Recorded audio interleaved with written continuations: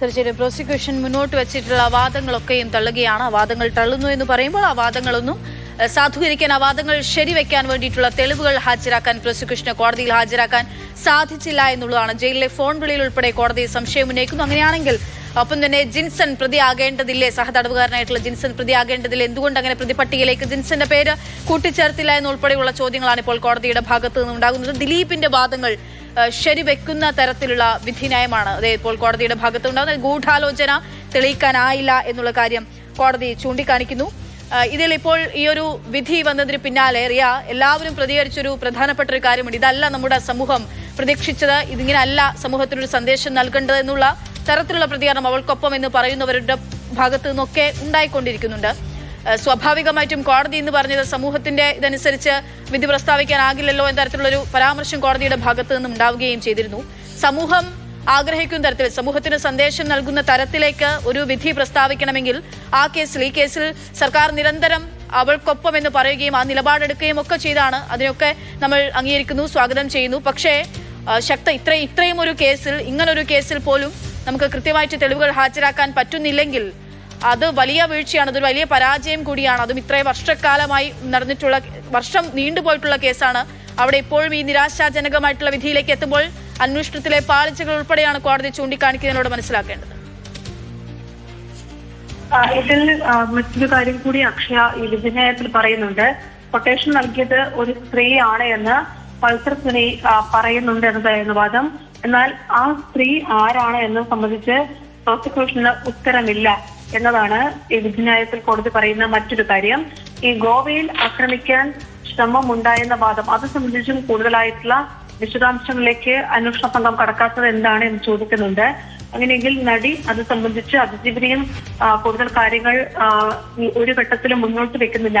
അനീതി 2 ഷൂട്ടിനിടെ ആക്രമിക്കാനുള്ള ശ്രമം നടന്നു എന്നത് സംബന്ധിച്ചുള്ള കൂടുതൽ വാദങ്ങൾ, കൂടുതൽ തെളിവുകൾ ലഭ്യമായിട്ടില്ല എന്ന് പറയുന്നു. അതിജീവനയും അങ്ങനെ ഒരു മൊഴി നൽകിയിട്ടില്ലല്ലോ എന്നൊരു ചോദ്യം കൂടി ഈ വിധിന്യായത്തിൽ പറയുന്നുണ്ട്. ആരാണ് ആ സ്ത്രീ? പൾസറത്തിൽ പറഞ്ഞ മാഡം ആരാണ്? അത് കണ്ടെത്താൻ കഴിയാത്തത് എന്താണ് എന്ന കാര്യങ്ങൾ കോടതി ചോദിക്കുന്നു.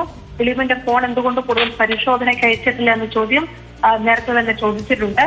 അത്തരത്തിൽ മെമ്മറി കാർഡ് വിഷയവുമായി ബന്ധപ്പെട്ടൊക്കെ ചില പരാമർശങ്ങൾ ഈ വിധിന്യായത്തിലുണ്ട്. അത് സംബന്ധിച്ചുള്ള കൂടുതൽ വിശദാംശങ്ങൾ കൂടി നമുക്ക് ലഭ്യമാകും.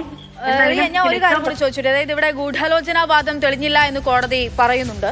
അപ്പോൾ ഗൂഢാലോചന ഇല്ലെങ്കിൽ പിന്നെ ഇങ്ങനൊരു ക്രൈം ചെയ്യാൻ ഉണ്ടാകുന്ന മോട്ടീവ് എന്താണ് എന്നുള്ളൊരു കാര്യമുണ്ടല്ലോ. എന്തുകൊണ്ട് ഇങ്ങനെ ഒരു ക്രൈം ചെയ്തു, അല്ലെങ്കിൽ അങ്ങനത്തെ ഒരു കാര്യമുണ്ടല്ലോ. നമ്മളൊക്കെ സ്വാഭാവികമായിട്ടും ചോദിച്ചത്, ദിലീപ് ഒരു കൊട്ടേഷൻ നൽകിയിട്ടില്ലെങ്കിൽ, അല്ലെങ്കിൽ ദിലീപിന് പോലെ ഒരാൾ ഇതിന് പുറകിലില്ലെങ്കിൽ എങ്ങനെ ഈ ക്രൈം നടന്നു എന്നതിനെ പറ്റി, അതിന്റെ ഒരു പശ്ചാത്തലം അങ്ങനെ എന്തെങ്കിലും വിധിന്യായത്തിൽ പറയുന്നുണ്ടോ?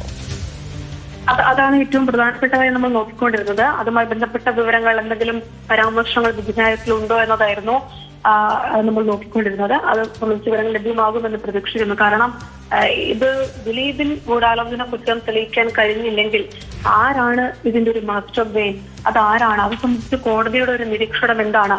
പൾസർ സുനി അടക്കമുള്ളവർ പൾസർ സുനി എന്ന 1-ാം പ്രതി ഒറ്റയ്ക്ക് നടപ്പിലാക്കിയ കുറ്റകൃത്യമാണോ? അങ്ങനെ ഒരു നിരീക്ഷണത്തിലേക്കാണോ കോടതി എത്തിയത്? ഈ ഗൂഢാലോചന സംബന്ധിച്ച് കോടതി എന്തെങ്കിലും പരാമർശങ്ങൾ നടത്തുന്നുണ്ടോ എന്നടക്കമുള്ള കാര്യങ്ങളാണ് നോക്കിക്കൊണ്ടിരുന്നത്. അത് സംബന്ധിച്ചുള്ള വിശദാംശങ്ങൾ നമുക്ക് ഈ ഘട്ടത്തിൽ ലഭ്യമായിട്ടില്ല. വിധിന്യായത്തിൽ എന്തെങ്കിലും പരാമർശിക്കുന്നുണ്ടോ എന്നതടക്കം ഈ ഘട്ടത്തിൽ ലഭ്യമായിട്ടില്ല. അത് പ്രധാനപ്പെട്ട തന്നെയാണ്.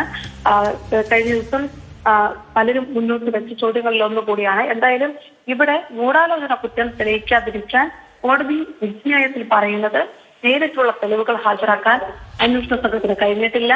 ദിലീപ് പൾസർ സുനിക്ക് പണം കൊടുത്തു എന്ന് തെളിയിക്കാൻ കഴിഞ്ഞിട്ടില്ല. ദിലീപ് പൾസർ സുനിക്ക് പണം നൽകിയെന്ന് തെളിയിക്കാനായിട്ടില്ല. ഒപ്പം തന്നെ ഈ ഫോണിൽ നിന്ന് ഏതെങ്കിലും തരത്തിൽ കേസ് രേഖകൾ അത് ഡിലീറ്റ് ചെയ്തതായി ബന്ധപ്പെട്ട്, അങ്ങനെ ഡിലീറ്റ് ചെയ്യപ്പെട്ടിട്ടുണ്ടെങ്കിൽ അത് റിക്കവർ ചെയ്യാൻ അന്വേഷണ സംഘത്തിന് സാധിച്ചിട്ടില്ല. അങ്ങനെ പ്രോസിക്യൂഷന് വീഴ്ചകൾ ഓരോന്നായി എണ്ണി പറയുന്നുണ്ട് ഈ വിധിന്യായത്തിൽ.